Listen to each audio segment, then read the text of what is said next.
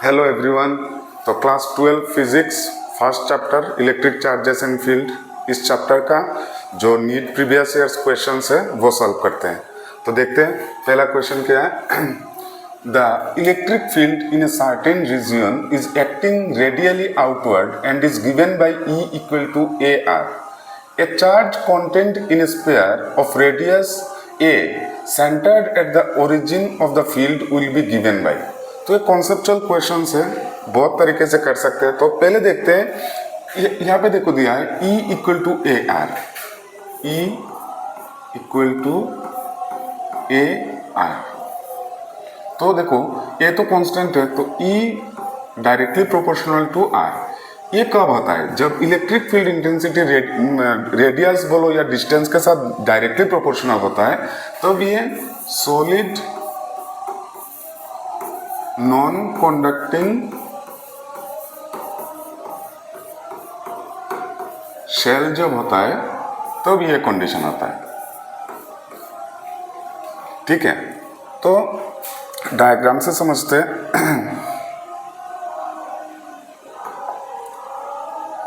देखो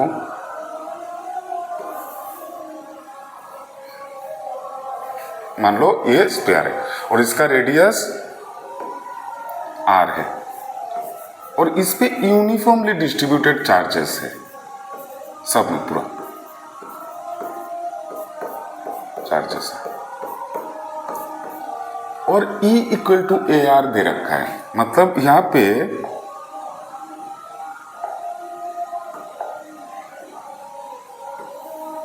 किसी एक रीजन ऐसे यहाँ पे किसी जगह पे यहाँ पे E का वैल्यू दे रखा है AR और ये जो रेडियस कैपिटल R है ये गिवन है A।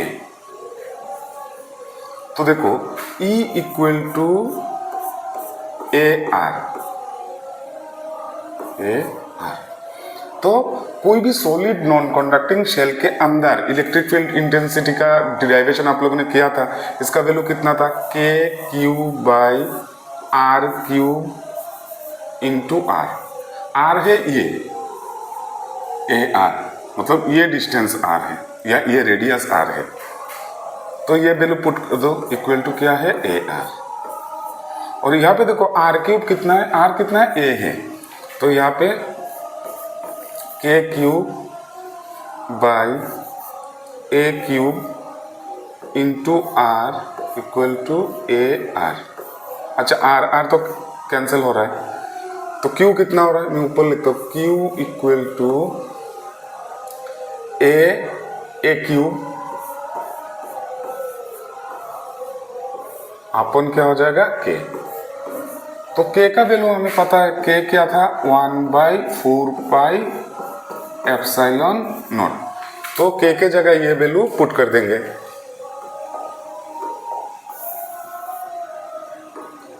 तो A cube by 1/4 pi epsilon not होता है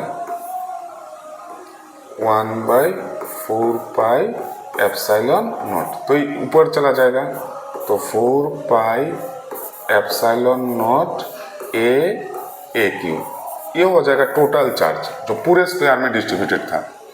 ठीक है, तो देखो C नंबर ऑप्शन जो है वो करेक्ट है, 4 pi epsilon not A cube. Next देखते हैं, two identical charged sphere suspended from a common point by two massless strings of length L are mutually at a distance D and D is very less than L apart because of their mutual repulsion. The charges begin to leak at a constant rate. अच्छा, दो charge है, पहले ये समझ लो कि charge क्या हो रहा है? लीक हो रहा है एट कांस्टेंट रेट। तो दोनों के बीच अगर चार्ज Q है तो dQ by dt, dQ by dt equal to क्या है? कांस्टेंट है, क्योंकि चार्ज को डिफरेंशिएट किया है विथ रेस्पेक्ट टू टाइम, तो यही होता है कांस्टेंट रेट। अच्छा, अभी देखते हैं डायग्राम ड्रॉ करके।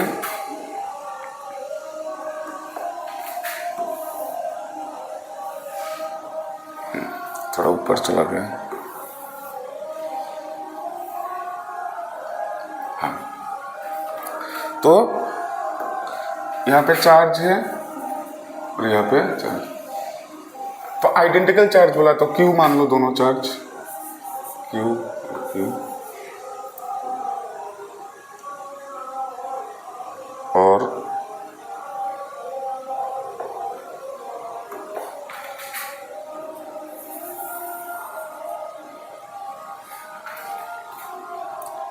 अच्छा, तो लेंथ कितना है स्ट्रिंग्स का, L है, और ये जो D लेंथ था ये बोला है बहुत छोटा है length D।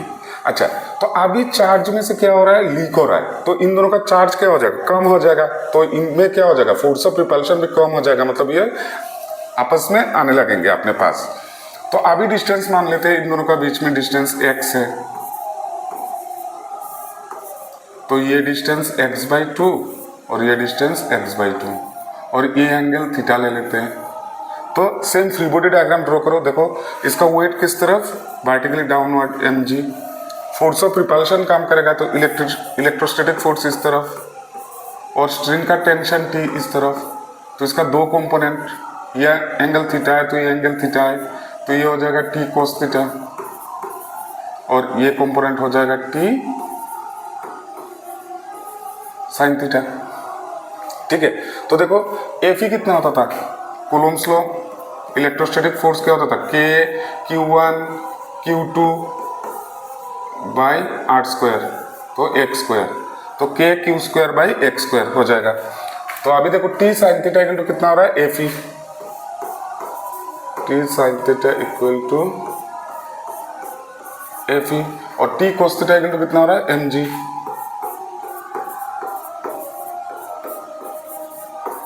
T cos theta equal to mg, तो 1/2 कर लो, T cancel, sin theta by cos theta कितना आ रहा है, tan theta equal to Fe by कितना हो रहा है, mg। अभी देखो ये दोनों के बीच जो सेपरेशन है वो बोला है क्या, बहुत छोटा है, तो ये सेपरेशन अगर छोटा है तो ये एंगल भी कितना हो जाएगा, बहुत छोटा हो जाएगा। तो tan थीटा को हम लोग क्या लिख सकते हैं, sin थीटा लिख सकते हैं, जब theta is very very small, तो sin theta equal to Fe की जगह लिख सकते हैं K Q² बाई r² और mg, तो है नीचे। तो देखो sin थीटा मतलब क्या है, परपेंडिकुलर बाई हाइपोटेन्यूज, परपेंडिकुलर कितना है, x/2, हाइपोटेन्यूज कितना है, L इक्वल टू कितना आ जाए, K Q² था, हाँ ठीक है, K Q² by mg r², mg r²।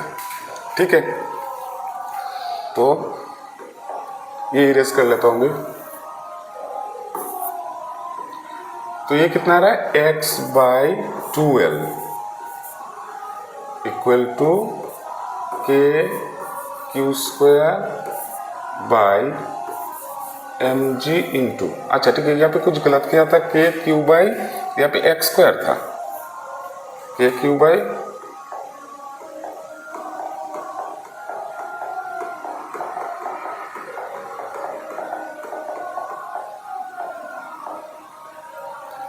हाँ, Fe की जगह x² था ना, तो यहाँ पे क्या हो जाएगा, ये हो जाएगा x²। ठीक है, और कुछ नहीं, यहाँ पे K Q² बाई क्या हो जाएगा, ये x² हो जाएगा। ठीक है, अभी करते हैं,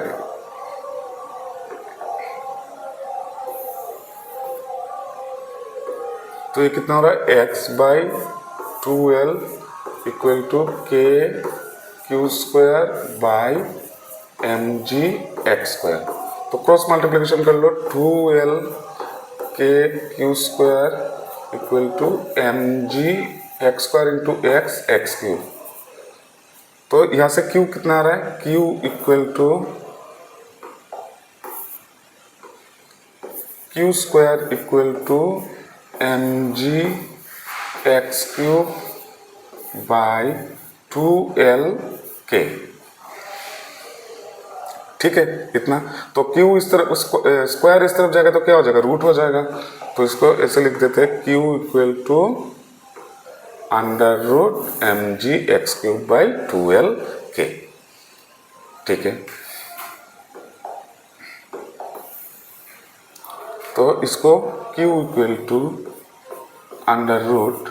√mg बाई 2Lk और x क्यूब के ऊपर कितना है, रूट है, तो x⁴/3/2 लिख सकते हैं इसको। अभी इसको डिफरेंशिएट कर देते हैं with respect to time, dq/dt।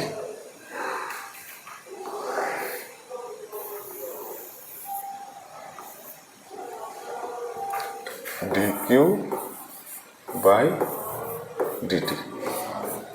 तो ये देखो पूरा कांस्टेंट है, m g 2l के कांस्टेंट है, तो इसको ये जैसा है वैसा रह जाएगा, तो इसको कांस्टेंट k लिख देते हैं इसको, और इसका डेरिवेटिव होगा तो क्या होगा 3/2 x⁴1/2, क्योंकि फॉर्मूला क्या था x⁴n का डेरिवेटिव करते हो तो n x⁴n-1, तो n यहाँ पे कितना है 3/2 है, तो 3/2 x⁴3/2 -1, तो करोगे तो ये 1/2 आएगा।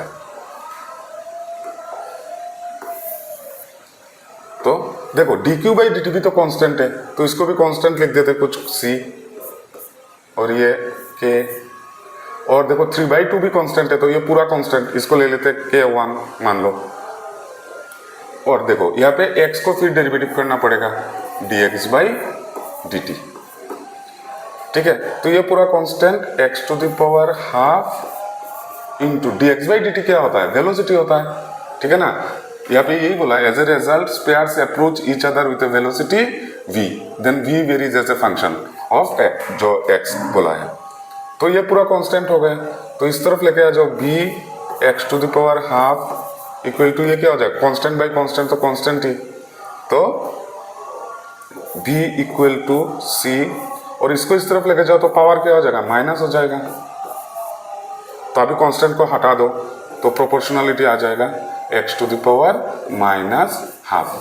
ठीक है। तो ये करेक्ट ऑप्शन होगा, देख लेते हैं, ये ऑप्शन यहाँ पे है, ये देखो b प्रोपोर्शनल टू x⁻², तो ये करेक्ट आंसर है, ठीक है। नेक्स्ट देखते हैं, An electric dipole is placed at an angle 30 degree with an electric field intensity 2 × 10⁵ Newton per coulomb. It experiences a torque equal to 4 Newton per meter. The charge on the dipole, if the dipole length is 2 centimeter is. तो ये पढ़ा था, जब अगर कोई भी electric field अगर ऐसा है और इसके ऊपर डाइपोल ऐसे रखा है, इलेक्ट्रिक फील्ड के साथ कोई भी एंगल है, तो टॉर्क काम करता है, ये क्या होता है, रोटेट होता है, तो वही है इसमें करना है। तो देखो यहाँ पे थीटा दे रखा है 30 डिग्री, जो एंगल होता है ये होता है थीटा, ये इलेक्ट्रिक फील्ड और ये होता है डाइपोल, ठीक है। तो थीटा इक्वल टू कितना है 30 degree. Electric field intensity E दे रखा है 2 × 10⁵ न्यूटन पर कूलम, और टॉर्क भी दे रखा है, टॉर्क टाउ 4 न्यूटन मीटर, और डाइपोल का लेंथ हम लोग क्या लेते थे 2a, तो 2a दिया है 2 सेंटीमीटर, तो इसको मीटर में लेके जाओ 100 से डिवाइड करके, 100 सेंटीमीटर। अच्छा, तो अभी फॉर्मूला हमने पढ़ा है टॉर्क का, tau equal to PE sin theta,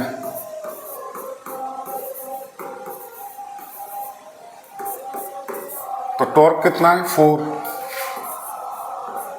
P के जगह लिखो 2a क्यूब, P क्या था डाइपोल मोमेंट, हाँ डाइपोल का लेंथ इंटू चार्ज, E कितना है 2 × 10⁵ इंटू साइन, एंगल कितना है थीटा कितना है 30 डिग्री, तो Q हमें कैलकुलेशन करना है, ठीक है, द चार्ज।